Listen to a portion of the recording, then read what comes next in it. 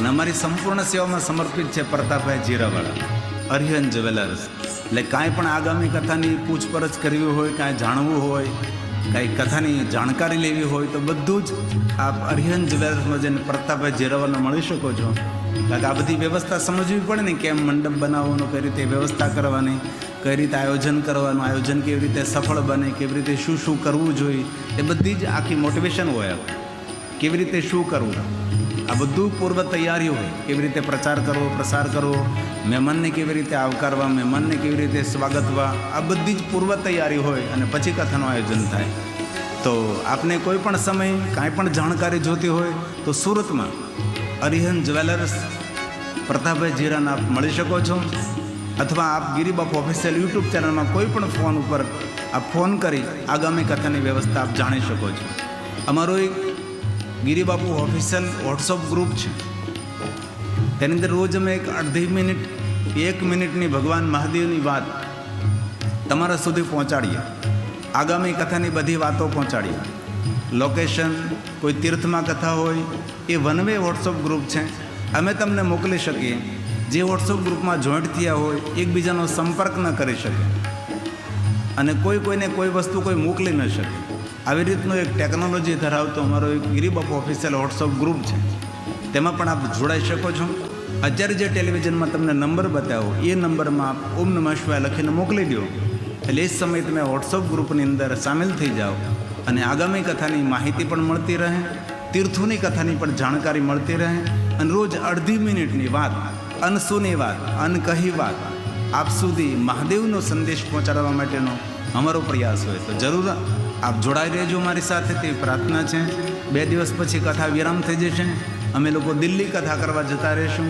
દિલ્હી પછી ફરી પાછા ગુજરાત વલારડીમાં અને ક્રમશઃ 5મા મહિના સુધી અમે લોકો ભારતમાં કથા કરતા હોઈએ છીએ.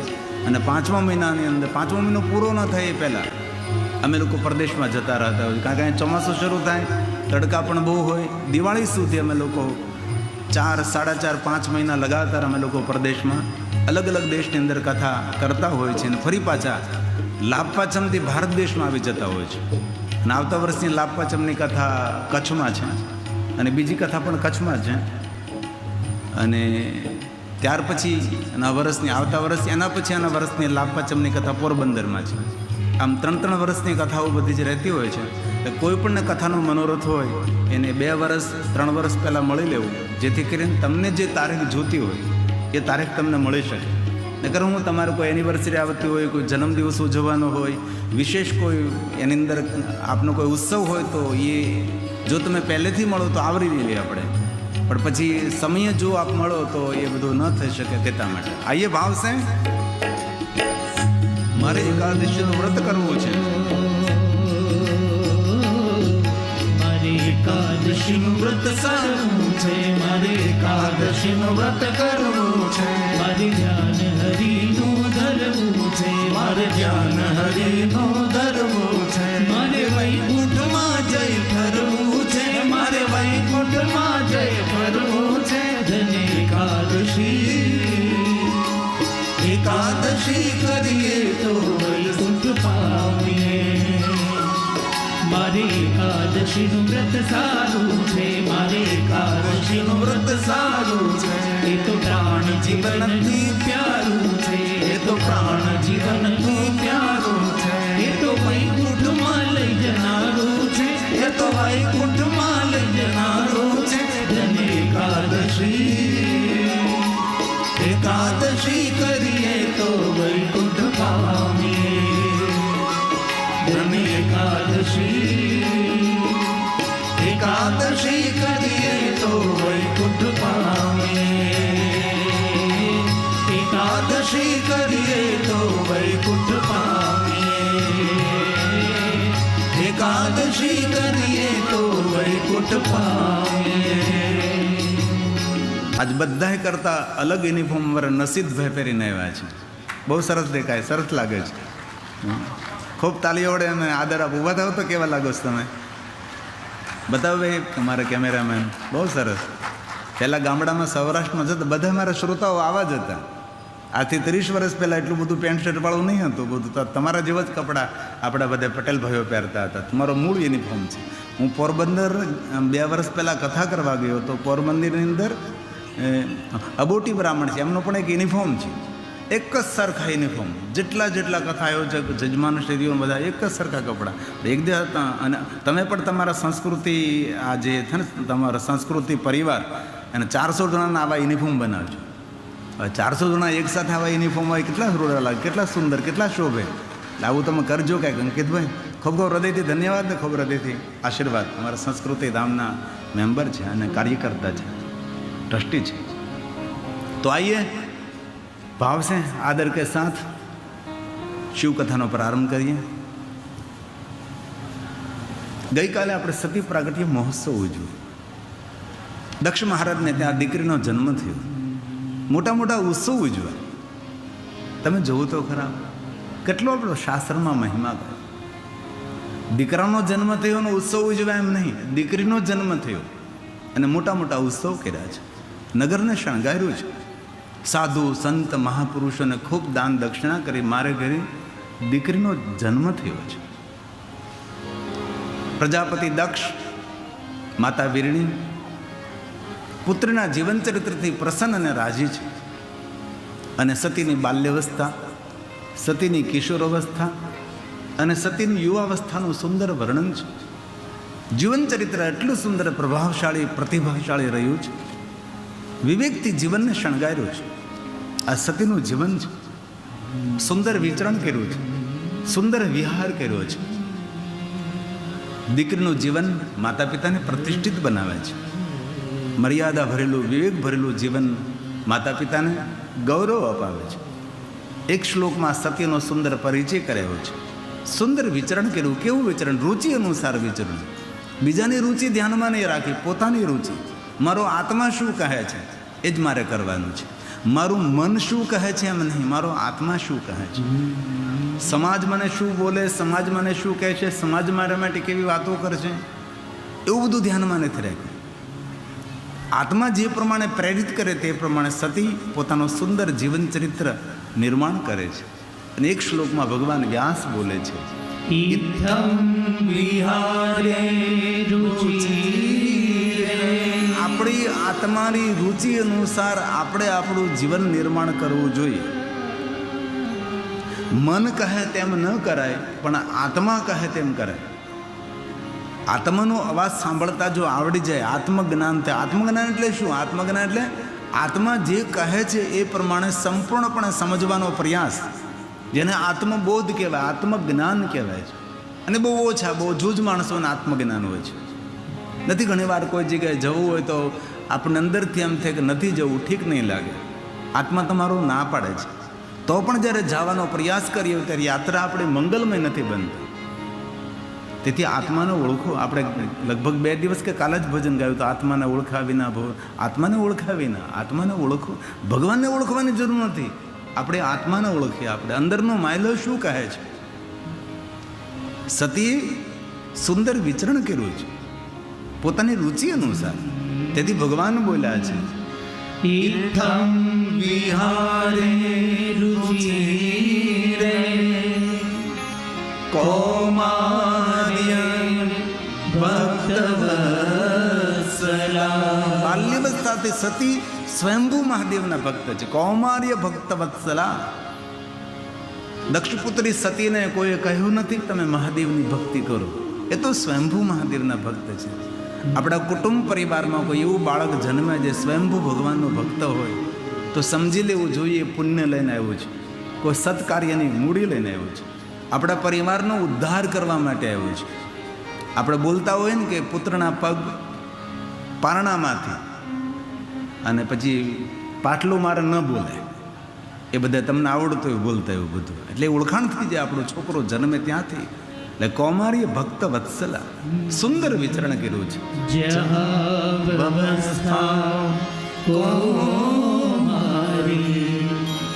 સ્વેચ્છાધૃત નરાકૃતિ સ્વેચ્છાધૃત નરાકૃતિ. એક મનુષ્યનું રૂપ લઈને સતી આ ધરતી પર આવ્યા છે. આપણી ઈચ્છા અનુસાર સુંદર વ્યવહાર કરે છે. મનુષ્યનું રૂપ લીધું છે.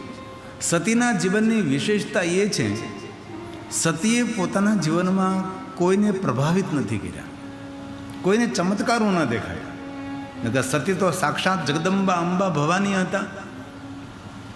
દુનિયાને ચમત્કારો દેખાડીને ભ્રમિત કરી શકતા હતા. પણ સજ્જન માણસો, સાધુ પુરુષો, જ્ઞાની પુરુષો, વિદ્વાન પુરુષો, સંત પુરુષો કોઈને ચમત્કાર ન દેખાડે. અને ખૂબ હૃદયથી હું પ્રણામ કરીને તમને કહું છું, ચમત્કારોની દુનિયાથી દૂર રહેવું. ચમત્કારને સ્વીકારવાની જરૂર નથી, આવિષ્કારને સ્વીકારો. ચમત્કારથી જીવન આપણું નિર્માણ નહીં થાય, આવિષ્કારથી જીવન નિર્માણ થશે. આવિષ્કારનો અર્થ શું છે? આવિષ્કાર એટલે કોઈ સર્જનાત્મક પ્રવૃત્તિ કરો, સર્જન કરો. આ બધા આવિષ્કારો થયા છે.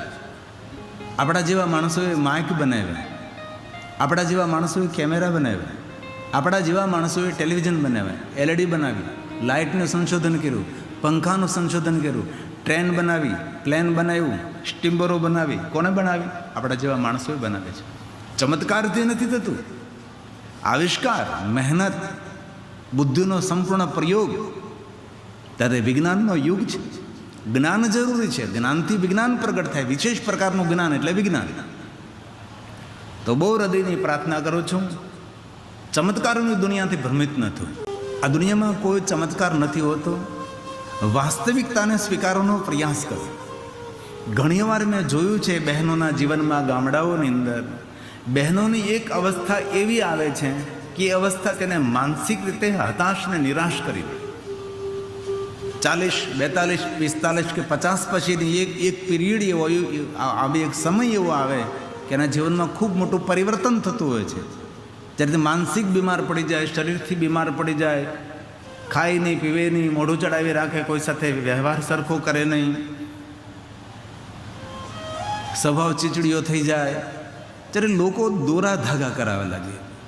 અમુક લોકો પાસે લઈ જાય, વાળ પકડીને તેને મારે. આ બધું જુઠ્ઠું છે. એ 5 થી 6, 7 વર્ષ હર કોઈ બહેનોના જીવનમાં એ સમય આવતો હોય છે. એ સમયની અંદર એ બહેનોને સાચવી લેવી જોઈએ. મારે ઘણું અહીંથી ન બોલાય, કારણ કે વ્યાસપીઠની કોઈ મર્યાદા હોય છે. એ સમયમાં આપણી બહેન દીકરીઓને, હોવારોને, ઘરની માતાઓને સાચવી લેવી જોઈએ. એ સમયમાં દાણા જોવા, એ સમયની અંદર પછી બીજું કાંઈ કરવું, ત્રીજું આ તે બધું કરવું, એમાં બને ત્યાં સુધી દૂર રહેવું આપણે. અને ચમત્કારની દુનિયાથી હજારો યોજન દૂર રહેજો. આપણા ગુજરાતી લોકો ચમત્કારની દુનિયામાં બહુ ભ્રમિત થાય છે. આ દુનિયામાં કોઈ ચમત્કાર નથી હોતો. રોજ સૂર્યનારાયણ ઉગે છે, મોટા મોટો ચમત્કાર છે. વૃક્ષો ઉગે છે, ફૂલ આવે છે, ફળ આવે છે, ધરતી કેટલું ધન આપે છે. ક્યાં ચમત્કાર રહ્યો? આ ધરતી છોડીને કોઈ પણ જાય, પ્રકૃતિને કોઈ ફરક નથી પડતો. હંમેશા સમંદર ભરતીને ઓટમાં હંમેશા ગાંજતો ગુંજતો રહે છે. ગંગાનો જલપ્રવાહ નિરંતર વહેતો રહે છે. રોજ ફૂલ ખીલે છે. ગમે તેટલા મોટા માણસ આ ધરતી છોડીને જતા રહે, આ પૃથ્વીને, પ્રકૃતિને કોઈ ફરક નથી પડતો. આ ધરતી પર આપણી જરૂરિયાત કેટલી? આંગળીમાં આપણે જલમાં આપણે આંગળી બોળીએ અને આંગળી લઈ લઈએ, જેટલી વાર પાણીમાં જગ્યા રહે એટલી જરૂરિયાત આ દુનિયામાં આપણી છે. એટલે બધું જ માથે લઈને ફરવું નહીં. આપણે નહીં હતા ત્યારે પણ દુનિયા સરસ રીતે ચાલતી હતી. આપણે છીએ તો પણ દુનિયા સરસ રીતે ચાલે છે. આપણે નહીં હોય તો પણ દુનિયા અત્યાર કરતાં પણ સારી રીતે ચાલતી રહેવાની છે. તેથી જે કાંઈ કાર્યમાં છે આપણે નિમિત્ત માત્ર છીએ. ભગવાન આપણને અવસર આપે છે. તેથી એવા અવસરથી જીવનને સુંદર રીતે શણગારવું, સુંદર રીતે જીવનને સમજવું, પણ ચમત્કારની દુનિયામાંથી ખૂબ દૂર રહેવું. મેં અત્યાર સુધીમાં અનેક સાધુ, સંત, મહાપુરુષ, સજ્જનોને જોયા છે. એ ચમત્કારની વાતો ન કરે, એ આવિષ્કારની વાત કરે, વાસ્તવિકતાને સ્વીકારવાનો પ્રયાસ કરે છે. અને સતીના જીવનની વિશેષતા એ છે કે સતીએ કોઈને ચમત્કાર ન દેખાડ્યો. નકર સાક્ષાત જગદંબા હતી, અંબા ભવાની હતી. ધારે તો મોટા મોટા ચમત્કારો દેખાડીને દુનિયાને ભ્રમિત કરી શકતા હતા સતી. પણ મહાપુરુષો કોઈ દિવસ કોઈને ચમત્કાર ન દેખાડે. અને જ્યાં ચમત્કારોની વાતો થતી હોય છે તે હજારો યોજન દૂર રહેવું. કોઈ ચમત્કાર નથી હોતો. કોઈને કોઈ તેની પાછળ કોઈ ઘટના હોય, કોઈ પ્રાકૃતિક રચના હોય તો ચમત્કાર નહીં. સતી બાલ્યાવસ્થામાં પોતાના ઘરની અંદર રહીને મહાદેવની ભક્તિ કરે છે. જેટલી તિથિ, જેટલા મહિના, એટલા બધા જ વ્રતો સતીએ કર્યા છે. ક્યારેક અવસર મળે, શિવ મહાપણ અંતર્ગત રુદ્ર સંહિતામાં સતીખંડમાં સતીએ કેટલા પ્રકારના વ્રતો કર્યા એ બધું જ વર્ણન છે. ઋતુ પ્રમાણે વ્રતો કર્યા છે. એટલા બધા વ્રતો કર્યા છે કે એટલા વ્રતો આપણે કરી પણ ન શકીએ. એટલા બધા જ વ્રત સતીએ પોતાના ઘરની અંદર રહીને કર્યા છે. અને વ્રતો કરવા જોઈએ, સાધના કરવી જોઈએ, ઉપાસના કરવી જોઈએ, ભજન કરવું જોઈએ, અર્ચન કરવું જોઈએ, સેવા કરવી જોઈએ, તીર્થયાત્રા કરવી જોઈએ, મા બાપની સેવા કરવી જોઈએ. આપણા આત્મકલ્યાણ માટે ઘણું બધું આપણે કરવું જોઈએ. જે કામ કરવાથી આપણો અંદરનો આત્મા ખૂબ રાજી થાય તે પુણ્ય કર્મ છે. જે કાર્ય કરવાથી આપણો આત્મા કળકળી ઉઠે કે આ ન કરાય, એ ખરેખર ન કરવું જોઈએ. હવે સતી યુવાન બન્યા છે. સતીના જીવનમાં વિવેક પ્રધાન છે. ના, સાચો શણગાર આપણો વિવેક છે. પણ વિવેક મળે ક્યાંથી? બિનું સત્સંગ વિવેક ન હોય.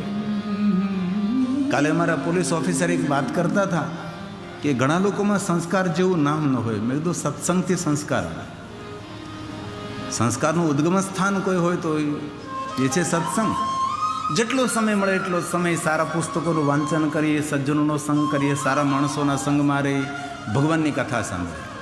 ભલે આપણે 3 કલાક ન સાંભળી શકીએ, 9 દિવસ ન સાંભળી શકીએ, પણ વ્યસ્ત જીવનમાંથી જેટલો સમય મળે એટલો સમય ભગવાનની કથાનું શ્રવણ કરવું જોઈએ. કથા શું આપે?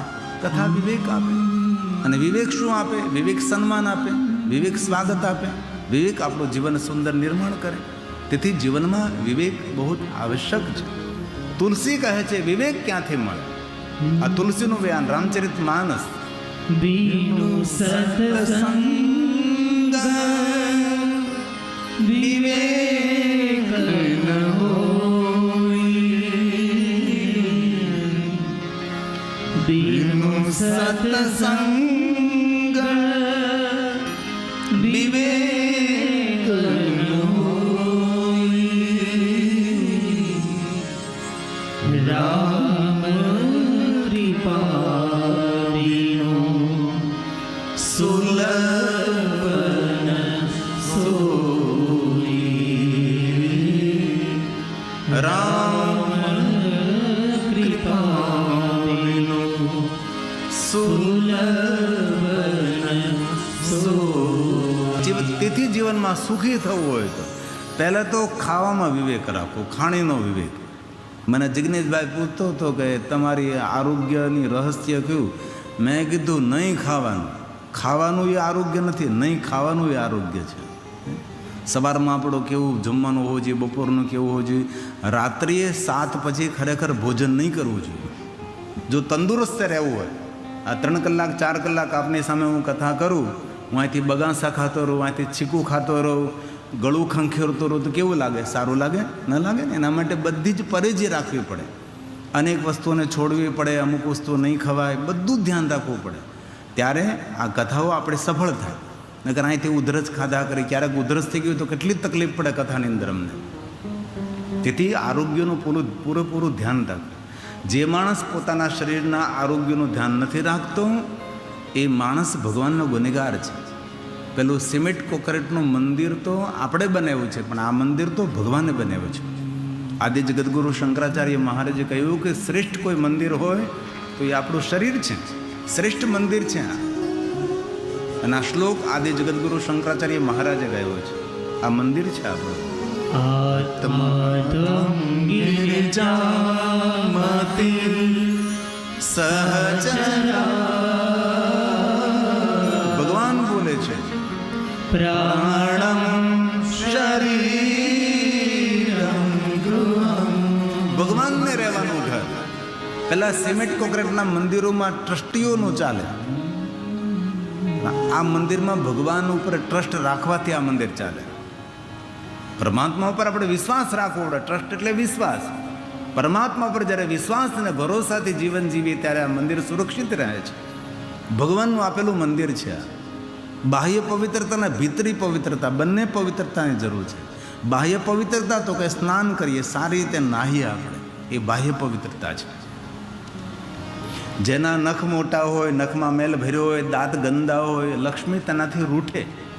જેના શરીરમાંથી દુર્ગંધ આવતી હોય, જેના કપડાં ગંધાતા હોય, એ માણસથી લક્ષ્મી દૂર ભાગે છે. તેથી આપણા શરીરમાંથી દુર્ગંધ નહીં આવવી જોઈએ, આપણા કપડામાંથી દુર્ગંધ નહીં આવવી જોઈએ, આપણે નખ મોટા મોટા ન હોય જોઈએ, નખમાં ગંદવાડ નહીં ભરેલો હોવો જોઈએ, દાંત ગંદા નહીં હોવા જોઈએ. તેનાથી રાહુ હંમેશા આપણા ઉપર ક્રૂર દ્રષ્ટિ કરે છે. તેથી આપણું શરીર એકદમ સ્વસ્થ, બાહ્ય પવિત્રતા સાબુ લે લે, પાણી લે લે, મલમલ કાયા ધોઈ. બાહ્ય પવિત્રતા સ્નાનથી આવે, ભીતરી પવિત્રતા સત્સંગથી આવે છે. જેટલો સમય મળે એટલો સમય ભગવાનનો આપણે સત્સંગ કરી તો ભીતરી પવિત્રતા આવે. બાહ્ય પવિત્રતાથી આપણે ફ્રેશ લાગીએ, પણ ભીતરી પવિત્રતા હંમેશા આપણને આનંદ આપે, આપણને આનંદિત રાખે. તેથી ભીતરી પવિત્રતા માટે સાધના કરવી પડે, ઉપાસના કરવી પડે, ભગવાનનું નામ સ્મરણ કરવું પડે, સારા કામો કરવું પડે, સારું ચિંતન કરવું પડે, સારું વિચારવું પડે. ત્યારે આપણને ભીતરી પ્રસન્નતા મળે. ત્યાર પછી આપણે બોલી શકીએ ચિદાનંદ રૂપમ શિવોહમ શિવોહમ. હે શિવ, હું તારો અંશ છું, આનંદ સ્વરૂપ છું, આનંદ ધામ છું. ત્યારે હંમેશા આપણે આનંદિત રહી શકીએ. તેથી બાહ્ય પવિત્રતા સ્નાનથી, ભીતરી પવિત્રતા સત્સંગથી આવે છે. તેથી સત્સંગથી આ મંદિર આપણું રૂપાળું બને છે, સત્સંગથી આ મંદિર આપણું સ્વસ્થ બને છે. આદિ જગદગુરુ શંકરાચાર્ય મહારાજના શબ્દો છે. આત્માત્મં ગિરિજામતિ સહચરા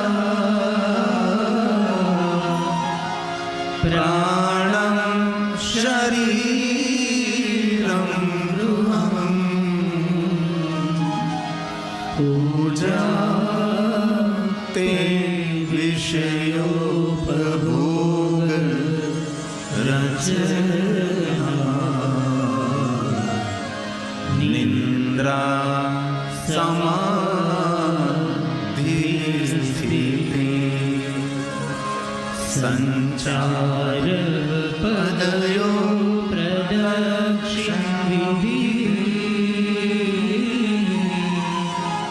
સ્તોત્રાણિ સર્વાંગિનો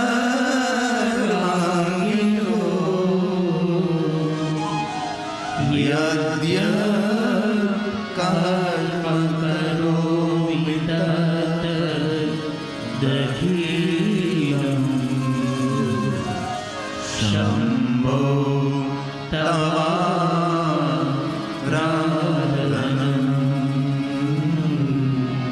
શંભો તવારાધનં. હે પરમાત્મા, જે કાંઈ હું કરું છું તારું આરાધન છે. તેથી સતીએ પોતાના જીવનમાં પહેલી પ્રધાનતા આપી આહારમાં વિવેક છે. ભોજનમાં ખૂબ વિવેક રાખવો. ભોજનમાં વિવેક હોય તો વિચારોમાં વિવેક આવે, વિચારોમાં વિવેક આવે તો વાણીમાં વિવેક આવે, અને વાણીમાં વિવેક આવે તો વ્યવહારમાં વિવેક આવે. તો આપણી શોભા હંમેશા વધતી રહે. સમાજમાં માન, સન્માન, પ્રતિષ્ઠા બધું જ આપણને મળે છે. મૂળ વિવેક છે. જીવનનું કોઈ મૂળ હોય, જીવનનું કોઈ રહસ્ય હોય તો વિવેક છે. અને વિવેક સભર વાણી બોલવી. મનમાં અને મુખમાં આવે એ બધું જ બોલી નાખો એ આપણી મૂર્ખતા છે. મનમાં અને મુખમાં આવે એ બધું બોલી ન શકાય. નથી ઘણા કહેતા હું તો ભાઈ મોટો મોટો ગમે ન કહી દઉં, ન કહેવાય, કોઈ દિવસ ન કહેવાય. આપણે મનમાં સમજી લેવાય. અવસર આવતા એ જ વાત મીઠી વાણીમાં સમજાવીને વિચારીને તેને વાત કરાય. તેથી બોલવામાં ખૂબ ધ્યાન રાખો. ઘરને સ્વર્ગ બનાવવા માટે ફર્નિચરની જરૂર નથી, સારા નેચરની જરૂર છે, સારા સ્વભાવની જરૂર છે. તો ઘર આપણું સ્વર્ગ બને ને.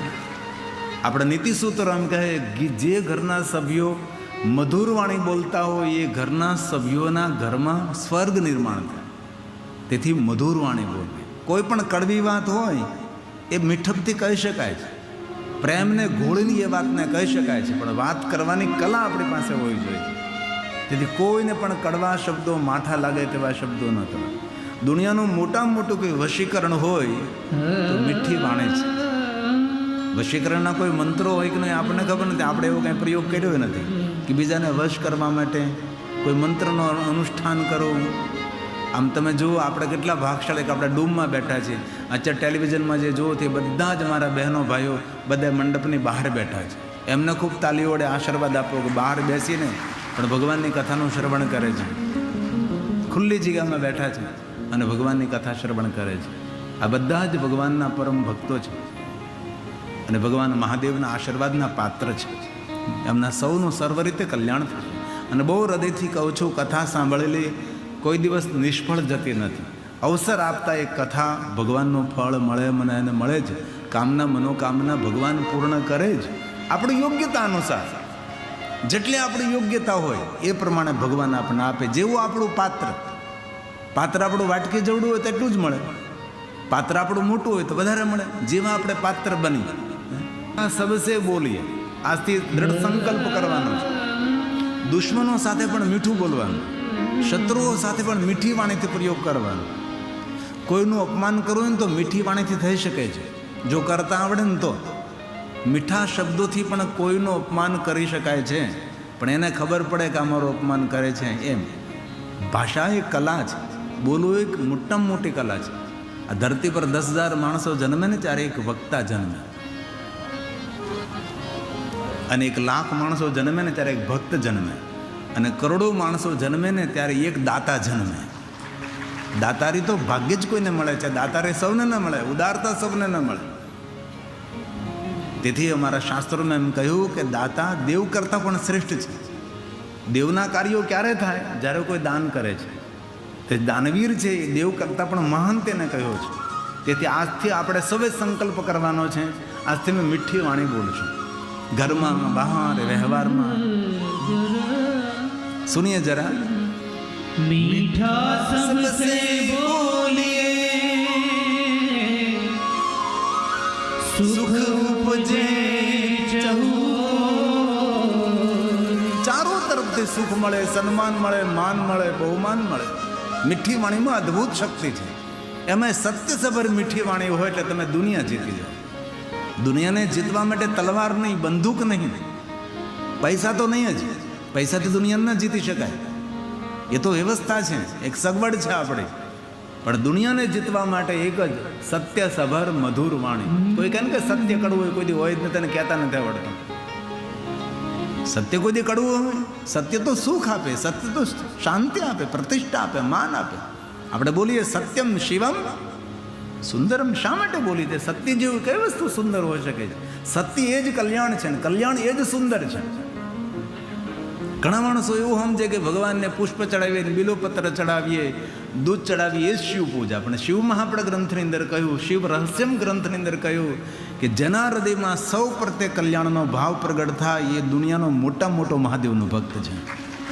શિવ શબ્દનો અર્થ જ કલ્યાણ છે. શત્રુઓ પ્રત્યે પણ કલ્યાણનો ભાવ, દુશ્મનો પ્રત્યે પણ કલ્યાણનો ભાવ. આવો જ્યારે ભાવ હૃદયમાં પ્રગટ થાય ત્યારે સમજી લેવું તમે મહાદેવના પરમ ભક્ત છો. ભસ્મનું ત્રિપુણ કરવું, રુદ્રાક્ષને ધારણ કરવા, એ તો બધું યુનિફોર્મ છે આપણું. આપણી પોતાની ઓળખાણ છે કે અમે મહાદેવના ભક્ત છીએ, ચિહ્ન છે. સાચો મહાદેવનો ભક્ત તો તેને જ કહ્યું છે સૌ પ્રત્યે કલ્યાણનો ભાવ. ભલે કોઈને કંઈ આપી ન શકીએ આપણે, પણ બીજાના માટે શુભ ચિંતન તો કરી શકીએ ને આપણે. બીજા માટે શુભ ભાવ તો પ્રગટ કરી શકે ને. ભાવ ભાવાકરમ શિવમ, તે જ કલ્યાણકારી મહાદેવનું સ્વરૂપ છે. તેથી આજથી કથા સાંભળ્યા પછી આપણી વાણી સુધરવી જોઈએ. ઘણા લોકોના કેવું હોય ખબર? હાથ એમ ના હોય પણ જીભ કવાડા કાપવાની હોય. હાથ એના ખૂબ મીઠા હોય, ખૂબ દાન કરતો હોય, ખૂબ આપતો હોય, બધું, પણ બોલીને બધું બગાડતા હોય છે. એવું કોઈ દિવસ નહીં કરવાનું. આથી દ્રઢ સંકલ્પ, ભલે માળા કરો કે ન કરો, પૂજા કરો કે ન કરો, તમારા હિતમાં છે, કરો તો વધારે સારું. પણ આજથી મીઠી વાણી બોલવાનો પ્રયાસ કરજો. જો તમે તમારા પરિવારમાં, કુટુંબમાં તમને માન સન્માન મળવા લાગે. મીઠી વાણી એ મધુરતા છે, મીઠી વાણી એ અમૃત છે. તેથી જરા સુનિએ. मीठा सबसे बोलिए, સુખ ઉપજે ચહુ. वशीकरण यह मंत्र है, तजिए बचन कठोर, तजिए वचन करो। शब्द संभाल कर बोले, शब्द को हाथ न पाओ। एक शब्द औषध कर, एक शब्द करे घाव। તેથી બોલતા 1000 વાર વિચાર કરો. વાણીની મધુરતા હોય, માણસને સમાજમાં સન્માન પ્રાપ્ત થાય છે.